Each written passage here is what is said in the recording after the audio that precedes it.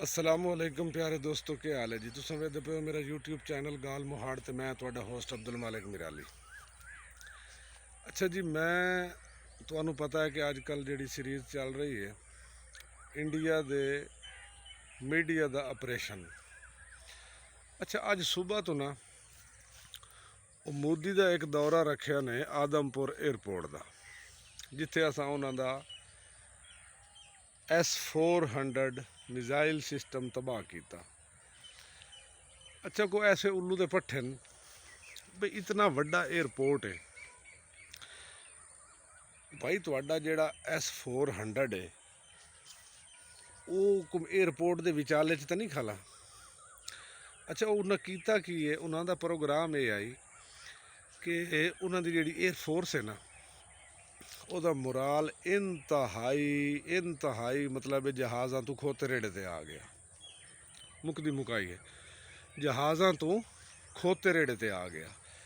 अच्छा, उन्हें क्या किया, उन्होंने पैलट जेडे उन्हें जहाज़ उड़ावन तो इनकार किया। पूरे इंडिया च मायूसी। उन्हें आख्या भाई असा खोता रेड़ी चला ली सा इन्होंने जहाज़ों नालों, तो असा ये जहाज़ नहीं चलेंगे। अच्छा जी, वो अज मोदी उत्थे गया जी, तो उन्हें ना एक फर्जी S-400 बना के ना वो मोदी के तैयारे के पिछू खलार के तो एयरपोर्ट की एक नुक्कर च ना भी सारा रनवे तो नहीं तबाह होया, तो ना सारा एयरपोर्ट तबाह होया। एक साइड ते उन्हें वो खलार के ना तो उन्हें जनाब वो वीडियो शूट की को अपने नारे शारे मारे। तो एयरफोर्स वाले उन्हें आख्या भी तुसी हसना, तुहानू हासा आवे या ना आवे, तुसी जोर जोर दा हसना।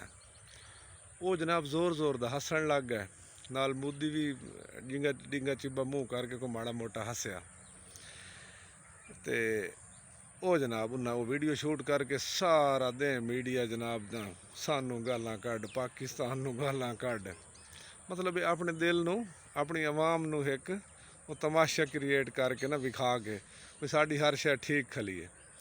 वो उल्लू दे पठे हो, वो हराम दे हो, डबल हराम दे हो, ट्रिपल हराम दे हो, ओरिजिनल हराम दे हो।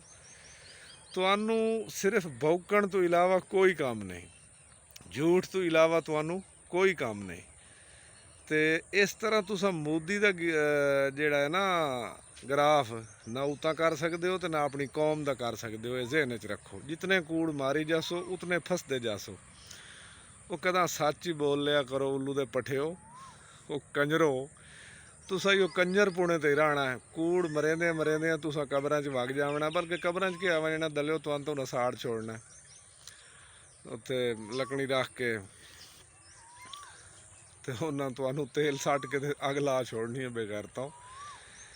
इतने कूड़, मेरा ख्याल है कि इस मीडिया नू बनाया इस वास्ते गया भी इतना झूठ मारना है, इतना झूठ मारना है भी जेडे इंडिया दे विच बंदे रहिंदे ना आवाम, वो को पौने 2 अरब, उन्हां च अगर कोई 25 करोड़ बंदे दे बच्चे ही हैं ना, तो वो भी मतलब तुहाडी गल मान लवें। तो इस तरह तो गल्लां नहीं होंदियां ना, जेडे लित्तर तुहानू लगन, ये तो कुछ भी नहीं। ये तो तुहानू हाले को 10% पौले लगे ने साढ़े, तो हाले असां तो 90% बचाए हो। साड़ी एयरफोर्स ने, साड़ी फौज ने, आर्मी ने 10% तुहाडे नाल हाले लित्तर पौला किया, 90% बचया पिया। जे तुसां बाज ना आए ना तो वह 90% दे ही तुसां हकदार हो। और मैनू लगता है कि जिहड़ियां तुहाडियां आदतां ना वो 90% जेडे साढ़े कोल बच्चे पैन ना पौले वो तुहानू लगने ही लगने। और तुसां ये बेहतर है कि अपने को अकल जिहड़ा ना इस्तेमाल करो तो बेगैरती तो हट जाओ। लेकिन मैनू लगता है भी तुसां बेगैरती तो हटना कोई नहीं, तो हराम दा भी कभी बेगैरती तो हटिया। बहुत बहुत शुक्रिया। अल्लाह हाफिज़, थैंक यू।